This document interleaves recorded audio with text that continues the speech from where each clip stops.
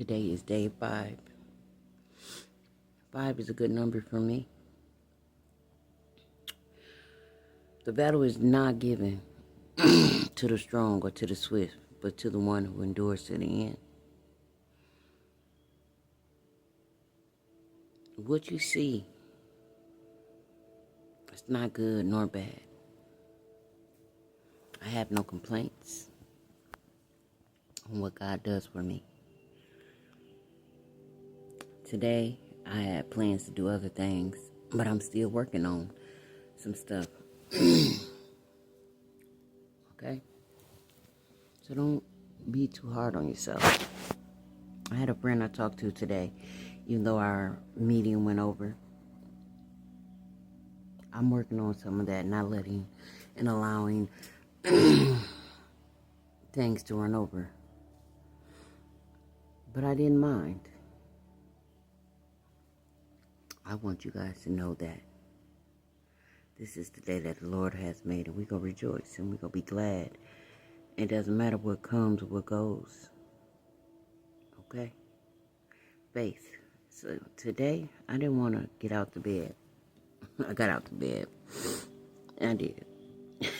But I didn't feel, not bad, I didn't feel nor good. That's that in that. I call it neutral. Oh, excuse me. In neutral. That can cause us to feel stagnant, or that could cause us to not accept an opportunity. Because you feel like you don't know which way to go. But sometimes the limbo that God allows us to be in is definitely protection. But you know how intricate, like if anybody has ever seen Bruce Almighty, it was interesting because for Bruce to take care of one person's things, it's not as simple as it's one.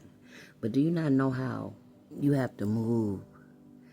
God has to move things out the way, even for you, or even when it comes to your kids or to your relationships or whatever, even money. And the joke of,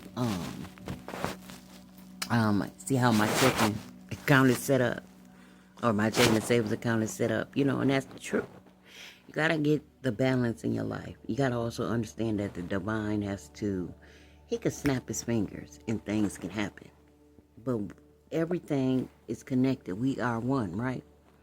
So for him to do things for you, sometimes it causes karma, or it causes dharma to happen for one. So your ups may be somebody else's downs, and somebody else's downs might be your ups. That's kind of what I'm saying, simply put. But just be careful on your choices. Like I said, I had certain things that I was going to do today. And some of them got accomplished and some of them didn't. And I got to sit with that. No, it's not the end of the day. It's not too late. But in the place of the things that I didn't do that I do later, it's the things that I could have done that I might have to put off till tomorrow. So you just got to think about your choices. And like Miss Marilyn Webb, she said, you got to pay the cost to be the boss. And she used to always say that. And I think, back like in the 2000s, it's 2025. And I know when I was 20 and I was dating her son, I never would have seen where I'm at now. And when I was in my 20s, I wasn't considering the cost, even though I was making decisions for my future. Yeah, I'm sure I got 20 more years, praise be to God, but maybe I don't. You feel me? So I got to make decisions that is balanced, not in fear, but not delusional, of what I'm going to do with my life, financially, emotionally, physically, and even in romance. You feel me? Just count the cost. So I think that's what I'm sharing. Count the cost of your choices and your decisions and what you choose to do and not choose to do, and stuff you choose to stay in and the stuff that you chose to get out. It affects you, regardless if it's a good or bad, it's going to affect you. And even all the people that I love and all the people that I'm going to meet in my future that I love, I wish they could all be together. You know, I spend a lot of time in my all my cards, but in all my friendships and relationships, I wanted my friends and my family and my things that I loved to coexist together, but sometimes it can't. And it's sad and it hurts. And it hurts really when you got to be the person, even though it's people in your life that know they don't mean you no well. Or know they're not changing. And they know that y'all don't match. And they still stay there because I get it. Codependency. Because within me being who I am and who I was codependent and fearful and thought I couldn't make it without certain people. You know? That's the truth. And I did. I'm here. I'm alone. But I'm okay. I'm alone on this physical realm. But I know angels. See that sunlight? And God and my ancestors, they've been there. They was there when I was crying over the people that I wanted in my life. And when I was struggling with my children. And I call it a struggle because it was a struggle. But it was okay. It was well with my soul because my kids was okay. And I stayed single a long time.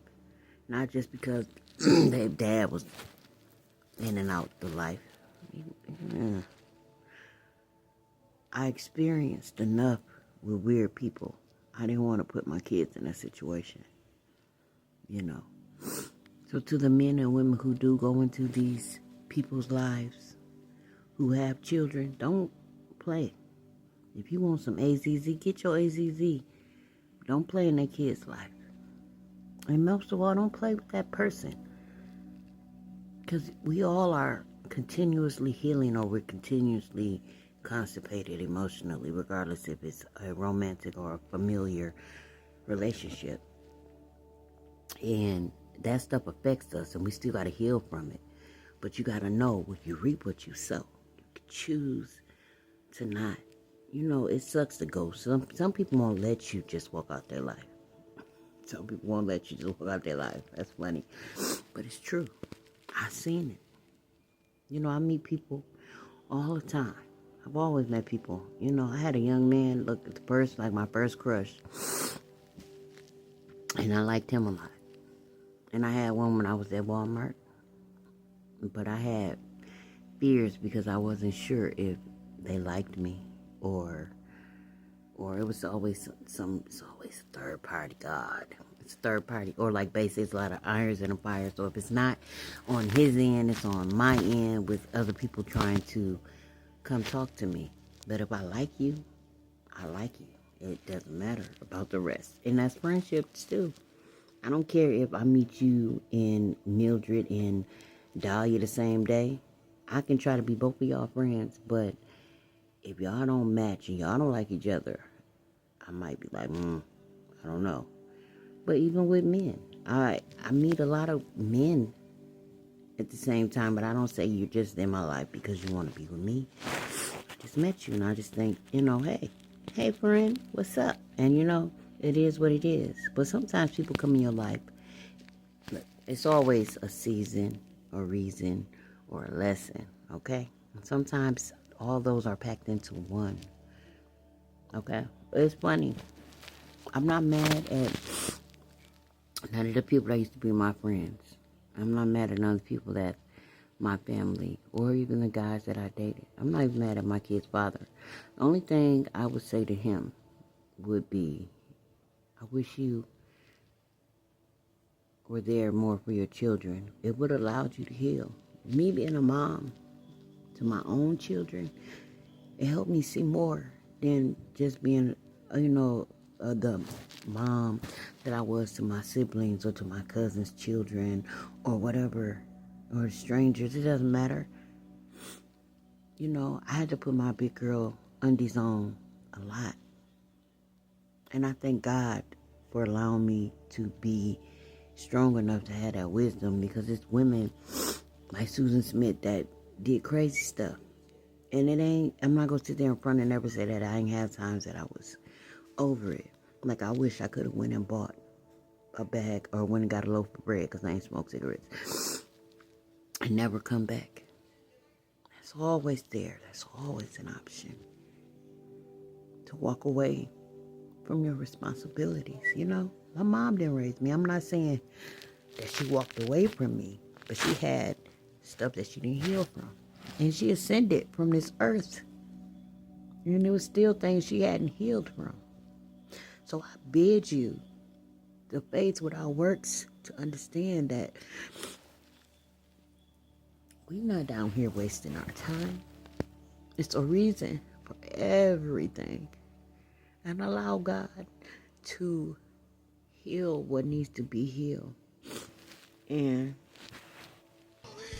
if you're not doing it for you, it sucks.